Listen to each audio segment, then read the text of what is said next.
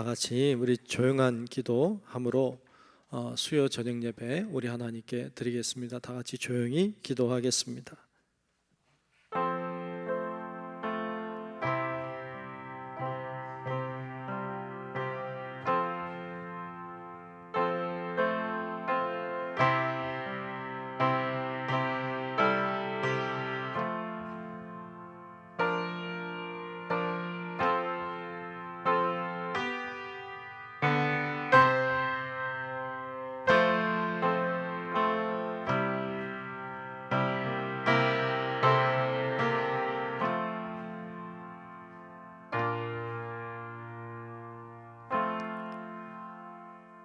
그때 저는 자는 사슴같이 뛸 것이며 말 못하는 자의 혀는 노래하리니 이는 광야에서 물이 솟겠고 사막에서 시내가 흐를 것임이라.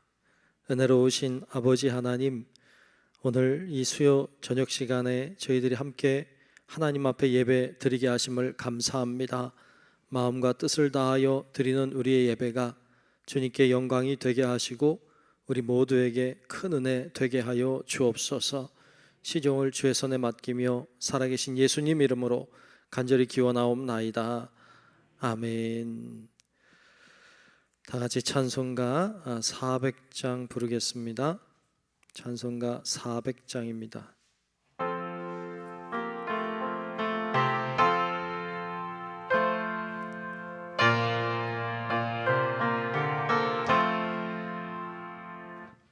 험한 시험 물속에서 나를 건져주시고 노한 풍랑 지나도록 나를 숨겨주소서. 주여 나를 돌보시사 고이 품어주시고 험한 풍파 지나도록 나를 숨겨주소서. 권세 능력 무한하사 모든 시험 이기고 풍랑까지 다스리는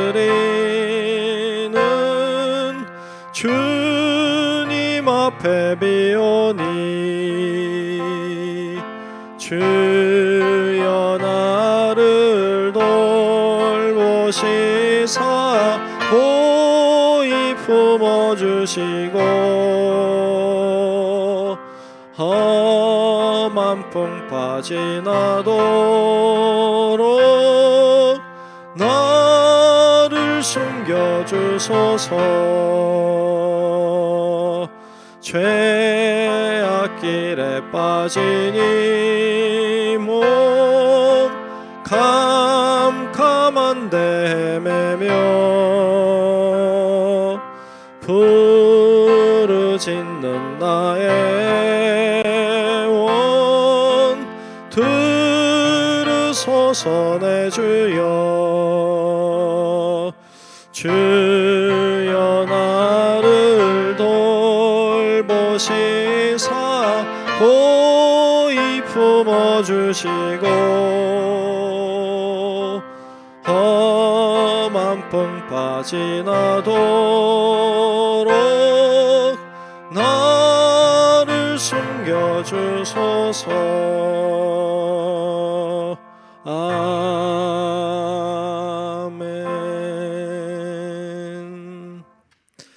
네, 이 시간 우리 김삼선 집사님 나오셔서 대표로 기도하시겠습니다.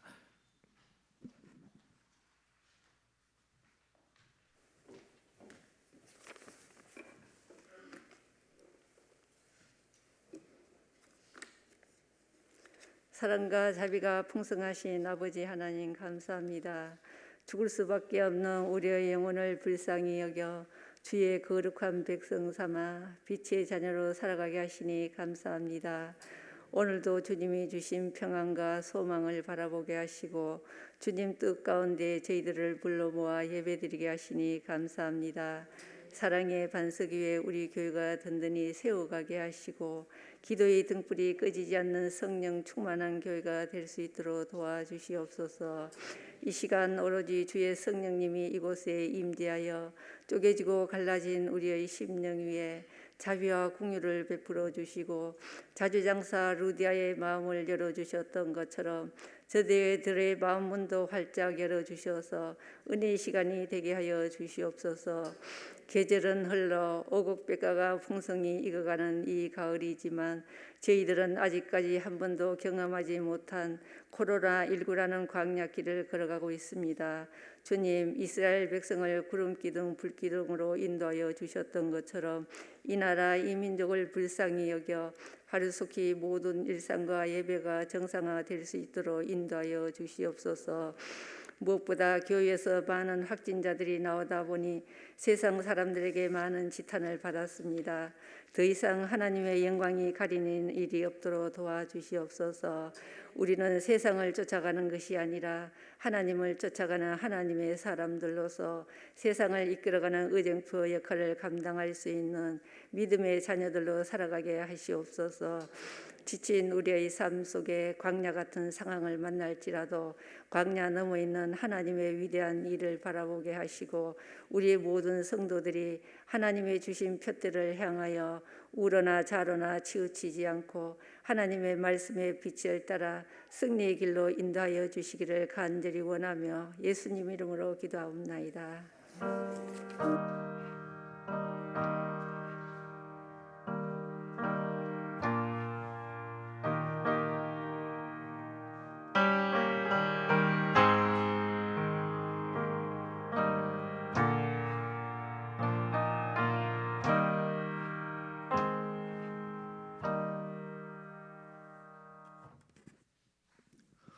네, 오늘 주시는 말씀을 보겠습니다. 오늘 말씀은 사도행전 9장 19절부터 25절까지입니다.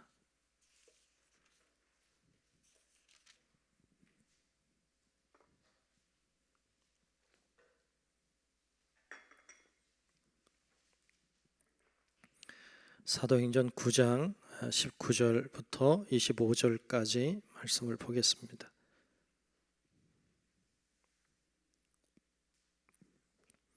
다 찾으신 줄로 알고 사도행전 9장 19절부터 25절까지 말씀, 제가 한 절 여러분들이 한 절 나누어 교독하며 말씀 봅니다. 음식을 먹음에 강건하여 지니라. 사울이 다메섹에 있는 제자들과 함께 며칠 있을새 즉시로 각 회당에서 예수가 하나님의 아들이심을 전파하니 듣는 사람이 다 놀라 말하되 이 사람이 예루살렘에서 이 이름을 부르는 사람을 멸하려던 자가 아니냐. 여기 온 것도 그들을 결박하여 대제사장들에게 끌어가고자 함이 아니냐 하더라. 사울은 힘을 더 얻어 예수를 그리스도라 증언하여 다메섹에 사는 유대인들을 당혹하게 하니라. 여러 날이 지남에 유대인들이 사울 죽이기를 공모하더니 그 계교가 사울에게 알려지니라. 그들이 그를 죽이려고 밤낮으로 성문까지 지키거늘 함께 봅니다.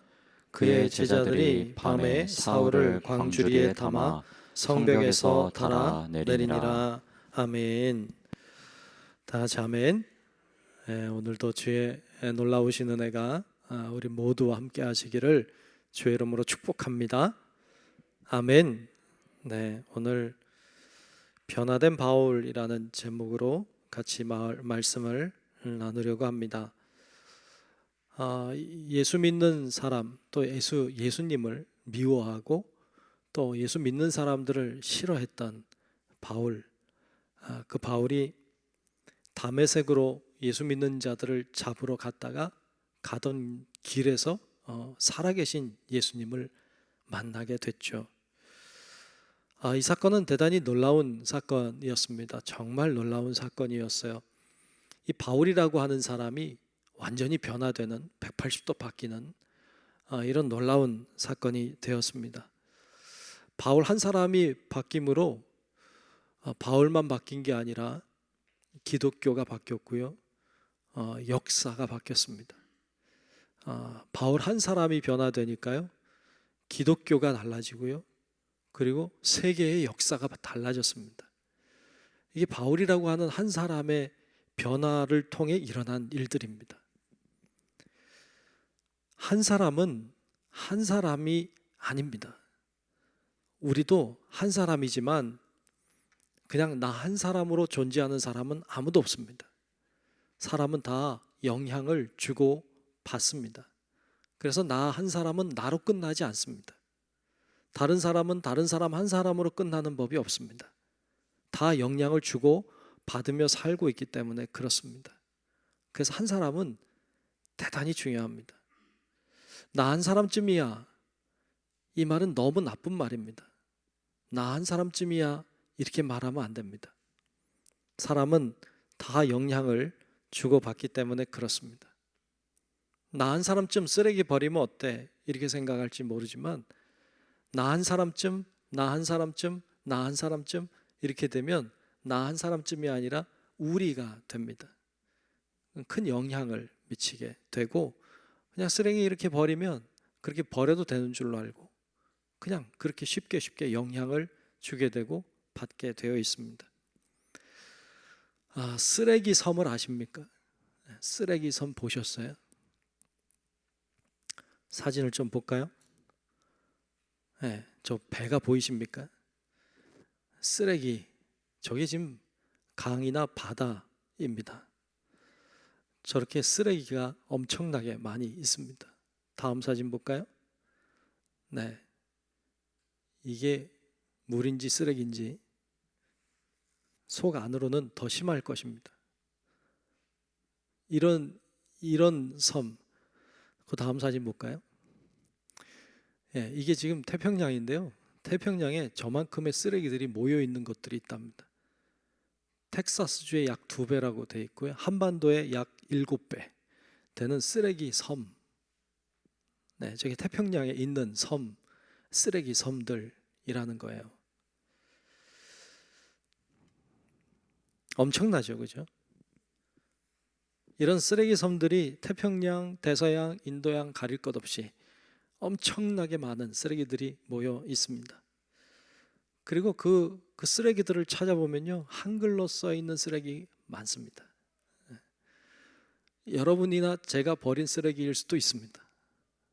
그게 거기 모여 있습니다. 바다가 신음하고 있고 땅이 힘들어하고 있습니다. 우리가 환경 그럽니다. 왜 환경이 이렇게 나빠졌냐? 왜 이렇게 먼지가 많냐? 어쩌냐? 우리 이런 이야기 합니다. 왜 이렇게 천재지변이 일어나고 왜 이런 태풍이 오고 왜 이런 일들이 일어나는가라고 이야기할지 모르지만 다 우리가 만들어낸 겁니다. 우리의 함부로 사용한 우리들의 행동과 몸짓이 이런 일들을 만들어낸 것이죠. 그냥 푸념만 할 게 아니라 나 한 사람이 잘해야 됩니다. 나 한 사람이 성실하게 살아야 합니다. 그때 그것은 영향을 미치게 될 것입니다. 하나님도 이미 그것을 아시고 한 사람의 중요성에 대하여 너무 잘 아시는 분이 하나님이십니다. 하나님은 그 일을 행하셨어요. 아담이라고 하는 한 사람이 죄를 졌어요. 근데 온 인류가 다 죄인이 됐어요. 아담 한 사람이 죄를 졌어요. 그랬더니 온 인류가 다 죽음이라는 것을 경험하게 됐어요. 예수 그리스도라고 하는 한 사람이 십자가의 죽음으로 온 인류가 구원의 길이 열렸어요. 예수라고 하는 한 사람이 죽었는데 모두에게 생명이 열렸어요. 한 사람 때문에 죽음이 왔고요. 한 사람 때문에 생명이 생겼어요. 한 사람이 중요해요. 예수님도 로마서의 말씀에 보면 이렇게 말씀했죠. 로마서 5장 19절에 보면 한 사람이 순종하지 아니함으로, 여기 한 사람은 아담이겠죠. 순종하지 아니함으로 많은 사람이 죄인 된 것 같이 한 사람이, 예수님이죠, 순종하심으로 많은 사람이 의인이 되리라. 아멘. 아멘.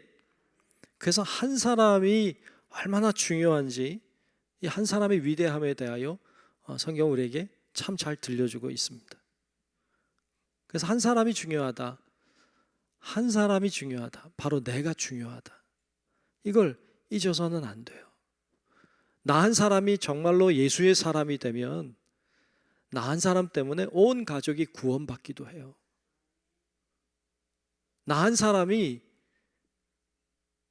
믿음의 삶을 혹시 잘못 살면 나 한 사람 때문에 오히려 잘 믿던 사람들이 떠나기도 해요. 그러니까 나 한 사람이 어떻게 믿음 생활하느냐가 다른 사람들을 구원할 수 있는 통로가 되기도 합니다. 그래서 나 한 사람의 행동, 나 한 사람의 믿음은 나로 끝나는 게 아니에요. 반드시 영향을 미치게 되어 있습니다.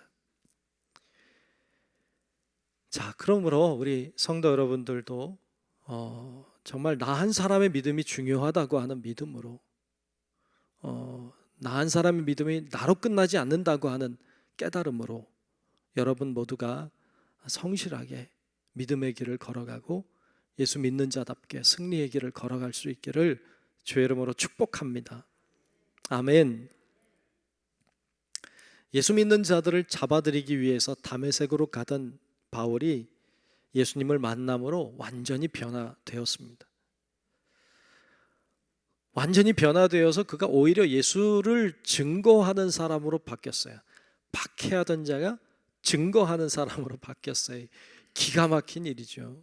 기가 막힌 일이 일어났어요. 예수 믿는 사람들은요, 다 변화되는 사람이에요.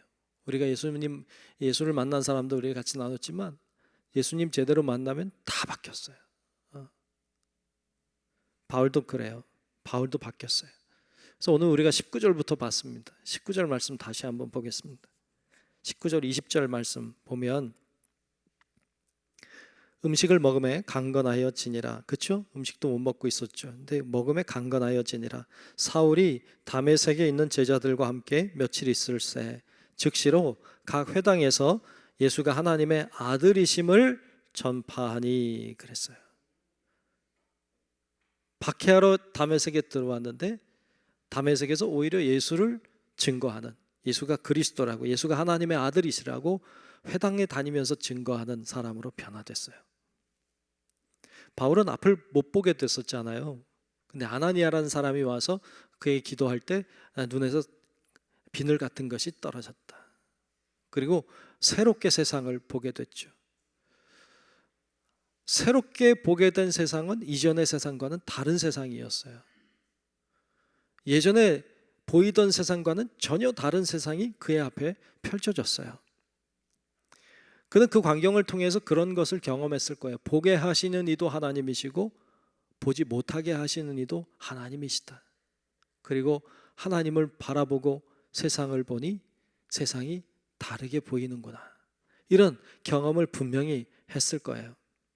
그는 딴 세상을 보게 됐습니다. 오늘날에도 똑같아요. 예수님을 모르고 바라보는 세상과 예수님을 알고 바라보는 세상은 완전히 달라요. 완전히 달라요. 요즘에 가을이잖아요. 가을 깊어지잖아요. 그러니까 막 단풍도 지고 여기 탄천만 나가도 괜찮더라고요. 예. 단풍이 막 지고 낙엽이 떨어지고 그래요. 예수님 모르고 보는 사람은요, 그거 가을 되니까 다 있는 거야. 그냥 나무가 이제 겨울을 준비하느라고 그러는 거야. 아름답긴 하지. 그 정도겠죠. 예수 믿는 사람은 그게 어떻게 보여요? 여러분 눈에 어떻게 보이나요? 우리 눈에도 그렇게 보이긴 해요. 그렇죠? 겨울을 준비하는 거기도 하고 아름답기도 하죠.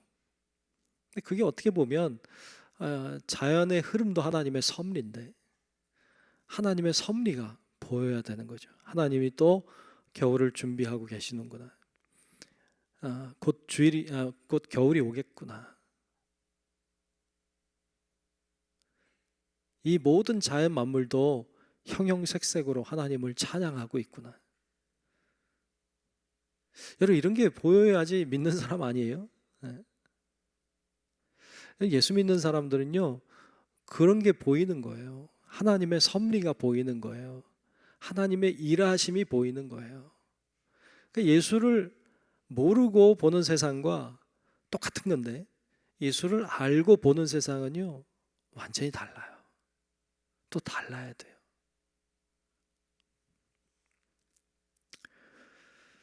당연한 자연현상이 아니라 하나님의 은혜고 섭리라는 걸 깨닫는 은혜가 있기를 축복합니다. 바울이 예수님 만나기 전에는요, 예수는 사기꾼이었어요. 예수는 이단자였어요. 예수는 죽어 마땅한 자였어요. 그런데 새롭게 눈을 뜨고 보니까 예수는 구세주였어요. 예수는 생명이었어요. 예수가 하나님의 아들이었어요. 이게요, 깨달아진 거예요. 예수님처럼 소중한 분이 없었어요. 그 예수님께 너무 감사했어요. 자기는 예수 믿는 사람들을 박해하고 예수를 미워하고 그래서 괴롭혔던 사람인데, 그랬던 자기를 주님이 만나 주셨다는 게 너무너무 감사했던 거죠. 그리고 어떻게 이걸 갚고 살까? 어떻게 이 은혜를 보답하고 살까? 이게 바울의 관심이었어요. 바울은 우리가 보고 있는 것처럼 굉장히 철저한 사람이에요. 그 사람은 히브리인 중에서도 히브리인, 바리새인 중에서도 바리새인, 율법에는 흠이 없는 자라고 스스로 말할 정도로 그는 그처럼 철저한 사람, 완벽한 사람이었어요. 그런데 그 사람이 그래서 예수 믿는 사람들을 박해했었는데, 예수가 살아있다는 걸 알게 되니까 완전히 변했는데요, 철저했던 사람은요 항상 철저해요. 예수를 박해할 때도 철저하게 했다면요, 예수를 믿어도 철저하게 믿어요. 이게 참 스타일대로 가는 것 같기도 해요. 종종 그 불교 신자들 있어요. 불교를 아주 독실하게 믿는 불교 신자들. 불교도 독실하게 믿던 사람이 예수 믿으면요, 예수도 독실하게 믿어요. 꼭 그렇더라고요. 그게 스타일이 있어서 그런지, 종교심이 있어서 그런지, 정말 불교를 열심히 믿던 사람은요, 예수를 알게 되면 예수도 열심히 믿더라고요. 바울도 그랬던 거죠. 바울도 정말 이 사람이 열심인 사람이니까, 그 예수 믿는 사람 잡으려 다메섹까지 가는 사람이니까 그들 잡으려고, 그러니까 예수를 증거하려도 막 멀리까지 가는 사람이 되었습니다. 그래서 그가 다메섹에 들어온 후에 잠시 충격에 빠졌죠. 앞도 안 보이고 먹을 수도 없었고 마실 수도 없었고, 그렇지만 곧 앞을 보게 되었고, 그리고 음식을 먹고 강건해지니까 복음을 전하기 시작했습니다. 오늘 우리가 앞에서 본 20절에 보면 예수가 하나님의 아들이심을 증거했다 그랬어요. 예수님이 하나님의 아들이다. 예수님이 하나님의 아들이다. 그분이 하나님의 아들 메시아다. 그분이 구세주다. 그분이 그리스도라고 하는 걸 증거했다는 말이에요. 그가 정말로 그 구세주임을 알게 되었고 고백했고 전하는 사람이 되었습니다. 완전히 변한 거죠. 박해하던 자가 전하는 자로 변화됐죠. 그러자 사람들이 놀라기 시작했습니다. 오늘 본문 21절에 보면 이렇게 놀라운 장면을 이야기하고 있는데요, 21절을 한번 보겠습니다.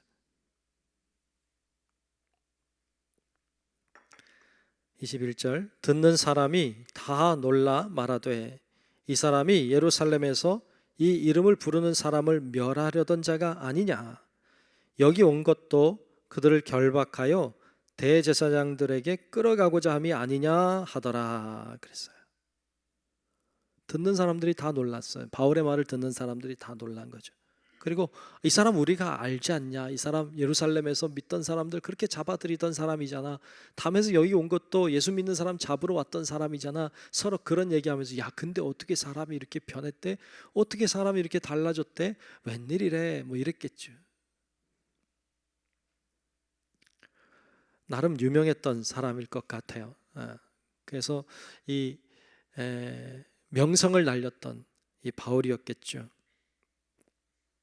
근데 그 사람이 변화되었다는 거예요. 그게 아마 당시에는 탑 뉴스였을 거예요. 그냥 와 웬일이래, 뭐 어쩐 일이야, 뭐 수근수근 됐겠죠. 예수 믿는 사람들 사이에서 야 이런 일이 일어났대, 이런 일이 일어났대. 바울의 변화는 바울 한 사람으로 끝나지 않았어요. 수많은 사람들에게 예수가 전해지는 아주 좋은 계기가 됐습니다. 어찌 보면 바울도 놀랐을 거예요. 또 부끄러웠을지도 모릅니다. 하지만 복음을 전하는 것이 부끄러운 게 아니라 자신이 그동안 살아온 삶이 부끄러웠을 겁니다. 그래서 더 열심히, 어찌 보면 자기가 행한 일들을 생각하며 더 열심히 복음을 전하고 증거하는 일을 했을 것이 분명합니다. 오늘 본문 22절에 그래서 이렇게 이야기하죠. 22절 보면 사울은 힘을 더 얻어 예수를 그리스도라 증언하여 다메섹에 사는 유대인들을 당혹하게 하니라 했어요. 아멘. 아멘. 사울은 힘을 더 얻었다는 거예요. 더 힘을 냈다는 거예요. 그리고 예수를 증거했습니다. 그때 유대인들이 다 당혹하게 여겼다는 거예요. 어찌 보면 그의 변화된 모습을 보려고 많은 그리스도인들이 더 몰려왔을지도 모릅니다. 그리고 그가 하는 말에 귀를 기울였을지도 몰라요. 근데 가만히 생각해 보면 여러분 수많은 사람들이 바울을 보려고 왔고 그리고 그가 하는 말을 들으려고 왔는데 바울이 무슨 말을 했을까요? 여러분 당시에는 이렇게 오늘날 우리가 아는 것처럼 어떤 기독교 교리가 이렇게 잘 세워져 있던 때가 아니에요. 뭐 구원은 어떻고 뭐 예수 그리스도 어떻고 뭐 이런 하나님이 어떤 분이 이런 게 쭉 있는 시대가 아니고요. 굉장히 교리가 아직 서지 못하던 때잖아요. 그러니까 뭐 배울 수 있는 것도 아니고 그럴 여력이 있는 것도 아니었고 바울이 아는 걸 말했을 텐데 바울이 아는 게 뭐예요? 자신이 어떤 사람이었고 자신이 어떻게 예수를 만났고 예수님이 나에게 어떻게 다가오셨고 내가 어떤 현상을 경험했고 내가 어떻게 변화되었고 내가 어떻게 살아야 될 것인지 뭐 이런 내용이었을 것이 거의 분명해요.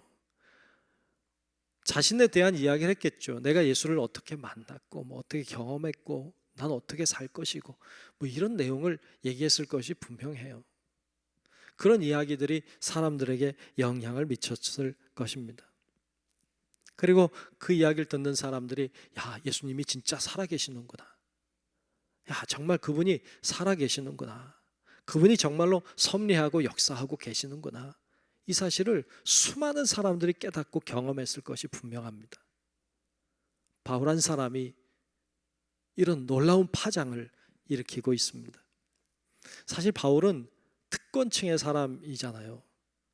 우리가 본 것처럼 가말리엘 문화에 공부한 사람이기도 하고 로마 시민권을 가지고 있는 사람이기도 하고 그는 바리새인 중에서도 바리새인이었고요. 출세의 길이 열려있던 사람이고요. 가만히 있어도 잘 될 수밖에 없는 사람 바울이었어요. 그의 앞날은 보장됐고 앞길은 열렸어요. 그냥 가만히만 있어도. 그런데 바울이 예수를 전하기 시작하면서부터는 그걸 다 포기하는 거예요. 다 내려놓는 거예요. 자기도 알아요. 자기 가만히 있으면 자기 길이 열렸다는 거 알아요. 그런데 그 길을 갈 수가 없어요. 왜? 그게 진리가 아니니까. 예수가 살아계시니까.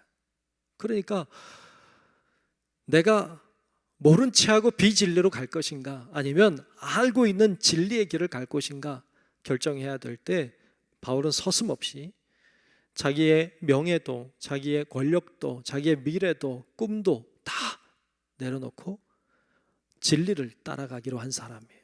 그래서 바울은 진리를 따라갑니다. 진리를 따라가면 고난이 있을 거 알아요. 비진리를 따라가면 편안하지만 진리의 길을 가면 힘들 거 알아요. 바울도 바보가 아니니까 압니다. 하지만 비진리를 따라갈 수 없었어요. 고난이 있어도 진리의 길을 가야 된다는 거 알고 있었어요. 그래서 바울은 자신의 모든 것을 내려놓고 고난의 길을 갑니다. 아니나 다를까 박해가 시작됩니다. 예수님을 믿는 사람들에겐 바울이 참 영웅이 됐죠. 예수 믿는 사람들에게는 대단한 사람이 됐죠. 그러나 예수를 미워하고 예수를 믿지 않는 자들에게 바울은 역적이 됐습니다. 진리에 관심이 없는 사람들, 비진리라고 해도 내 자리를 잘 지킬 수 있다면, 내 기득권을 누릴 수 있다면 비진리를 기꺼이 걸어가는 사람들, 그 당시에 권력을 잡고 있던 사람들이 바울을 미워하기 시작합니다. 그래서 바울을 죽이려고 합니다. 그래서 오늘 본문 23절에 보면 이렇게 이야기하고 있어요. 23절에 보면 여러 날이 지나매, 여러 날은 바울이 다메섹에 있는 동안에 회당 다니면서 복음을 전했던 그 시간들이겠죠. 그 날들이겠죠. 그런 날들이 지나가고 있는 거예요. 그때 유대인들이 사울 죽이기를 공모하더니 그랬어요. 사울을 죽여야 되겠다고 공모했다는 거예요. 바울이 복음을 증거하면 그 파장이 클 거라는 거 다 알고 있어요. 그러니까 그를 죽여야 되겠다고 생각한 사람들이 있었던 거죠. 그들이 모의를 합니다. 그들의 관심은 진리에 있는 게 아니라 자신의 자리에 있었죠. 그래서 자신의 자리를 지키기 위해서 바울을 죽이겠다고 이제 공모를 꾸밉니다. 그리고 밤낮 성문을 지킵니다. 바울도 그들의 계략을 알고 있었습니다. 그래서 오늘 본문 24절에 보면 이렇게 말하고 있어요. 24절에 보면 그 계교가 사울에게 알려지니라. 그들이 그를 죽이려고 밤낮으로 성문까지 지키거늘 그랬어요. 바울도 알고 있죠. 그 계교를 알고 있어요. 그리고 그들이 이 바울을 죽이려고 성문을 지키고 있었다. 이제 걸리면 죽는 거죠. 자, 어떻게 하면 좋을까요? 어떻게 하면 좋을까요? 기로에 설 수 있죠. 비진리의 길, 편안한 길 갈 것인가? 아니면 고난이 있는 진리의 길을 갈 것인가? 고민하는 거예요. 우리도 살아가다 보면 그런 고민할 때가 있어요. 어떻게 사는 게 옳은 건지 알아요.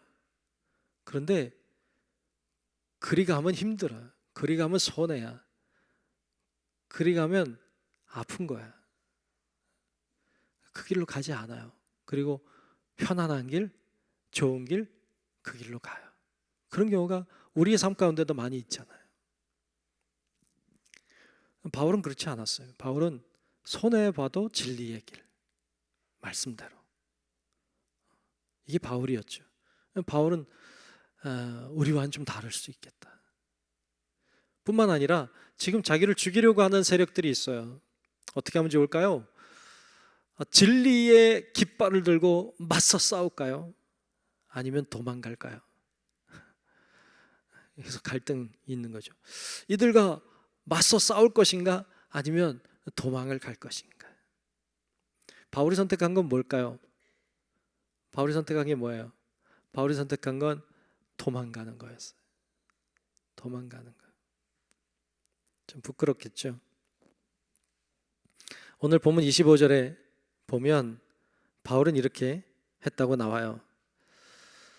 그의 제자들이 밤에 사울을 광주리에 담아 성벽에서 달아내리니라 그랬어요.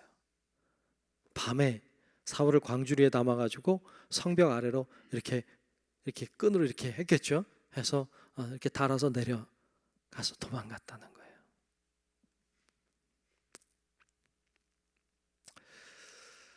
거예요.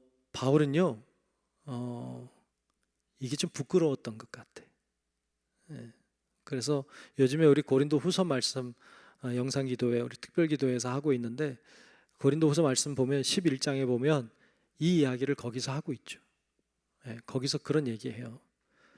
고린도서 11장 30절부터 33절까지 보면 거기 자기 그 이야기를 하고 있습니다. 제가 한번 읽어볼게요. 고린도서 11장 30절부터 33절까지 나옵니다. 내가 부득불 자랑할진대 내가 약한 것을 자랑하리라. 예, 자랑하는데 내가 잘한 거 말고 내가 부족한 거, 약한 것 자랑한다고 말하면서 주 예수의 아버지 영원히 찬송할 하나님이 내가 거짓말 아니하는 것을 아시느니라. 나 지금 거짓말 아니라 진짜인데 뭐 이런 얘기죠. 다메섹에서 그렇죠? 다메섹에서 아레다 왕의 고관이 나를 잡으려고 다메섹 성을 지켰으나 나는 광주리를 타고 들창문으로 성벽을 내려가 그 손에서 벗어났노라. 그래요. 무슨 얘기예요? 내가 잡혀 죽을 뻔했는데 내가 맞서지 못하고 도망갔다. 이게 내 약점이다. 부끄럽다. 근데 그걸 자랑하겠다 라고 말하고 있는 것이죠. 바울은 그게 좀 부끄러웠던 것 같아요. 어찌 보면 내가 왜 그때 그랬을까? 그냥 진리로 맞섰어야 되는데 내가 왜 도망갔을까? 뭐 이런 생각일 수도 있겠어요. 학자들 중에는 그가 이제 타고 내려간 바구니, 그 광주리 있잖아요. 이 광주리가 물론 뭐 몰래 밤에 도망가느라고 이제 그거에 몰래 타가지고 이렇게 끈 매달아서 도망갔다는 얘기일 수도 있는데 어떤 학자들은 그런 얘기해요. 이 광주리는 이제 그 식료품들을 이렇게 오르락 내리락하는 그런 광주리였다 이런 이야기를 해요. 당시에는 성문을 열고 들어오는 게 어려울 때는 그것으로 식료품들을 주고받았다 뭐 그런 얘기가 있어요. 그러니까 그런 일에도 썼을지 모를 광주리. 어떻게 보면 식료품들 넣은 사이에 숨어서 그 사이에 숨어가지고 거기를 내려왔을 수도 있겠죠. 그런 숨어서 도망가는 자기 모습이 부끄러웠을지 모릅니다. 그런데 사실 그 사건은 하나님의 섭리였어요. 하나님의 계획하심이었어요. 그가 그곳에서 만일 그렇게 죽었다면 역사는 또 달라졌을 것 같아요. 근데 하나님이 그를 살리려고 계획하신 것 같아요. 그래서 그를 그렇게 도망가게 하신 것으로 보입니다. 그의 제자들이 그를 살리려고 묘안을 내놨고 그 묘안이 성공했던 것을 볼 수 있습니다. 결국 바울이 살아남으로 기독교 역사는 시작이 됐다고도 할 수 있고 그리고 놀라운 하나님의 역사하심이 임하게 됐습니다. 바울은 놀라운 일을 한 사람입니다. 기독교 역사에 있어서 바울은 기독교의 기초를 닦은 사람이에요.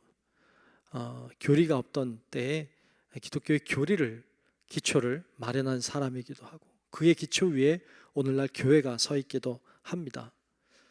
신약 성경에 보면 복음서를 제외하고 사도행전을 제외하고는 거의 다 편지입니다. 근데 그 편지의 3분의 2는 바울이 쓴 것으로 되어 있어요. 그러니까 바울이 수많은 편지들을 통해서 이야기한 것들이 오늘날 교리가 되었죠. 그러니까 그가 행한 일들이 참 놀랍다고 할 수 있습니다. 오늘 바울 한 사람이 변화되는 것을 우리가 말씀을 통해서 봤습니다. 처음에 나눈 것처럼 한 사람은 한 사람으로 끝나지 않습니다. 한 사람은 두 사람, 세 사람, 네 사람 퍼져나가고 영향을 주고 받습니다. 그러므로 한 사람은 대단히 중요합니다. 바울 한 사람이 중요했습니다. 아담 한 사람도 중요했고 예수님 한 사람도 중요했습니다. 오늘 나 한 사람도 대단히 중요합니다. 여러분 우리가 그러한 마음으로 기도하고 그런 마음으로 신앙생활 해야 합니다. 나 한 사람의 신앙이 나로 끝나지 않고 누군가에게 영향을 미친다고 하는 마음으로 내가 좋은 믿음의 사람으로 서면 나 때문에 사는 사람들이 있고 나 때문에 구원받는 사람들이 있다는 것 하지만 내가 신앙생활 잘 하지 못하고 바로 하지 못하면 나 때문에 누군가가 신앙에 시험 들 수도 있고 누군가가 상처받을 수도 있다는 것. 여러분, 나한 사람을 신앙, 나한 사람의 삶이 중요하다는 것을 여러분 기억하고, 주여 제가 바로 서게 하옵소서, 주여 제가 믿음에 서게 하옵소서, 제가 말씀에 진리에 서게 하옵소서 늘 기도하고 간구하며 믿음의 길을 성실하게 걸어가는 우리 성도 여러분들이 다 되시기를 주님의 이름으로 축원합니다. 기도하겠습니다. 하나님, 오늘 말씀 나눴습니다. 바울 한 사람이 중요하다는 것을 알았습니다. 바울 한 사람이 변화됨으로 놀라운 일들이 각 곳에서 일어나는 것을 보았습니다. 오늘 나 한 사람이 중요함을 믿습니다.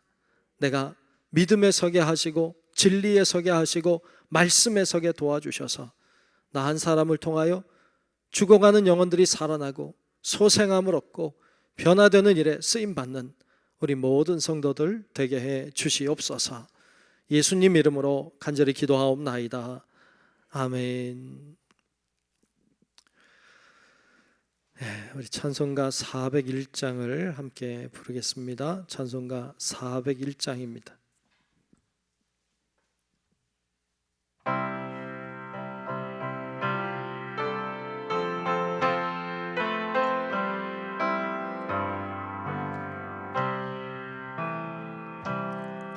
주의 곁에 있을 때 마음이 든든하오니 주여 내가 살 동안 인도하여 주소서. 주여 주여 나를 인도하소서. 빠른 세상 살 동안 주여 인도하소서.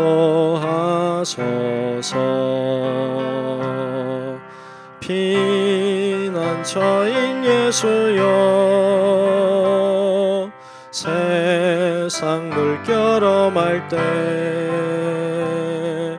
크신 은혜 베푸사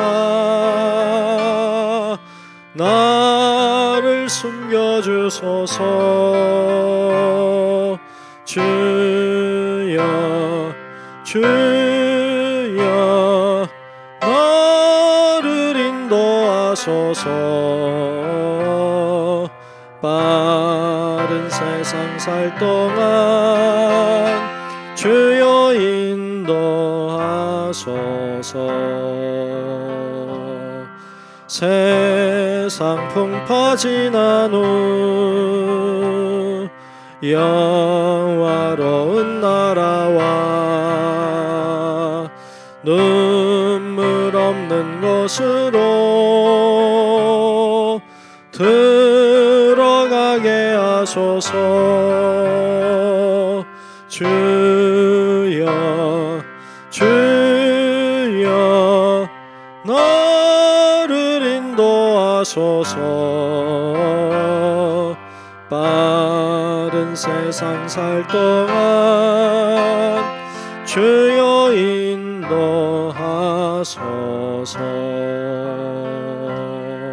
아멘.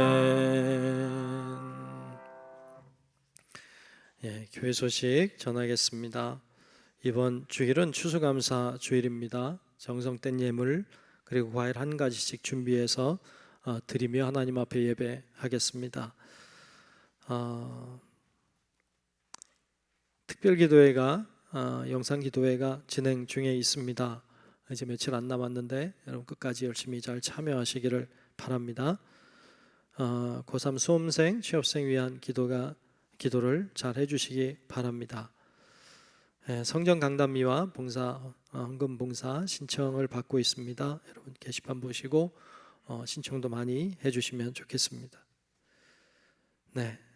우리 모두 일어나셔서 찬송가 620장 1절 함께 부르겠습니다.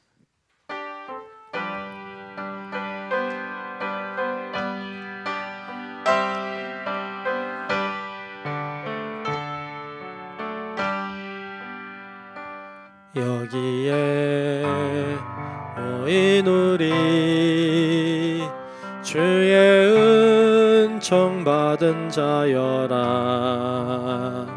주께서 이 자리에 함께 계심을 아노라. 언제나 주님만을 찬양하며 따라가리니 시험을 당할 때도 함께 계심을 믿노라. 이 믿음 더욱 굳세라. 주가 지켜주신다. 어두운 밤에도 주의 밝은 빛 인도하여 주신다. 이제는 우리의 영원한 구주이신 예수 그리스도의 크신 은혜와 하나님 아버지의 만극하고 위대한 사랑하심과 성령님의 감화, 감동, 인도, 보호, 교통하시는 그 크신 은총이 이 시간 나 한 사람의 중요성을 깨닫고 그 믿음으로 정말 많은 사람들을 살리고 구원하는 복된 삶 살기를 소망하는 우리 사랑하는 모든 성도들 머리 위에 이제로부터 영원토록 함께 하시기를 간절히 축원하옵나이다. 아멘.